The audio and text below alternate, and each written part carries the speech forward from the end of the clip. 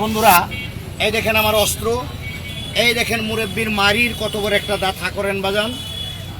এই যে দাঁতটাই দেখে তাকান, আমার দিকে তাকান, দাঁত কিন্তু আমার ডাইন হাতে বন্ধুরা। এই দেখুন দাঁত, কত বড় একটা দাঁত। মুরব্বি একটু সত্য কথা বলবেন বাজান, লাগলো? ব্যথা পাইলেন? লাগলো না, রক্ত পড়বে না। হাতে গ্লাভস, যন্ত্র বলতে সামান্য তুলা, আর সেই তুলার সাহায্যেই দীর্ঘদিনের অভিজ্ঞতা আর হাতের কারিশমায় মুহূর্তেই উঠে আসছে দাঁত। নেই ব্যথা, নেই তেমন রক্তপাত, এ যেন এক জাদু। আর সেই জাদুকরের নাম সানোয়ার শেখ। আমার অস্ত্র হলো তোলা, দাঁত তোলার অস্ত্রই হলো তোলা। ফরিদপুরের বোয়ালমারী উপজেলার এই মানুষটি এখন সোশ্যাল মিডিয়ায় ভাইরাল।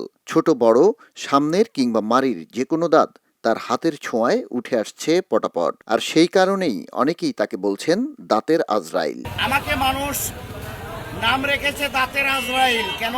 সানোয়ার শেখ পেশায় একজন মাজন বিক্রেতা। প্রায় ৪৫ বছর ধরে দেশের বিভিন্ন হাটবাজারে মাজন বিক্রি করেই চলে তার সংসার। পাশাপাশি তার কাছে আসা দরিদ্র মানুষদের তিনি দাঁত তুলে দেন বিনা পারিশ্রমিকে। সম্প্রতি নিজের নামে ফেসবুক পেজ খুলে তাতে দাঁত তোলার ভিডিও আপলোড করেন সানোয়ার শেখ। আর তাতেই বাজিমাত। মাত্র ২ মাসে তার ফলোয়ার ৪,২৭,০০০-এর বেশি ছাড়িয়েছে। কন্টেন্ট ক্রিয়েটর হিসেবেও পেয়েছেন নতুন পরিচয়। দুইটা দাঁত একসাথে তোলা সম্ভব কোন? তবে আধুনিক যন্ত্রপাতি বা চিকিৎসা ব্যবস্থা ছাড়া দাঁত তোলা কতটা স্বাস্থ্যসম্মত তা নিয়ে প্রশ্ন থাকলেও সুবিধাভোগীরা বলছেন ভিন্ন কথা। সময় সাপেক্ষ ও ব্যয়বহুল চিকিৎসার বদলে বিনা পয়সায় দাঁত তুলতে পেরে খুশি তারা। এদিকে ৪৪ বছর ধরে মানুষের অসংখ্য দাঁত তুলে দেওয়া সানোয়ারের দাবি, এখন পর্যন্ত দাঁত তোলার কোনো অভিযোগ আসেনি। আমার হাতে দাঁত তোলা পরে কোনো একটা মানুষের মুখ ফুলে গেছে বা মাথা ফুলেছে বা ওখানে ইনফেকশন হয়েছে বা সে মারা গেছে, এ ধরনের কোনো রিপোর্ট আমার কানে আজ পর্যন্ত আসেনি। দাদা, হাতে নেই কোনো আধুনিক যন্ত্র, নেই কোনো ডিগ্রি, তবু হাতের কারিশমায় দাঁত তুলে ভাইরাল সানোয়ার শেখ।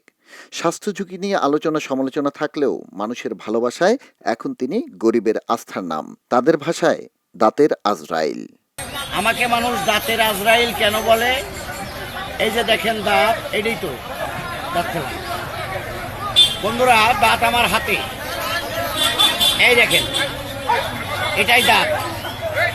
খবরের কাগজ, নিখাত, নির্ভীক, নিরপেক্ষ।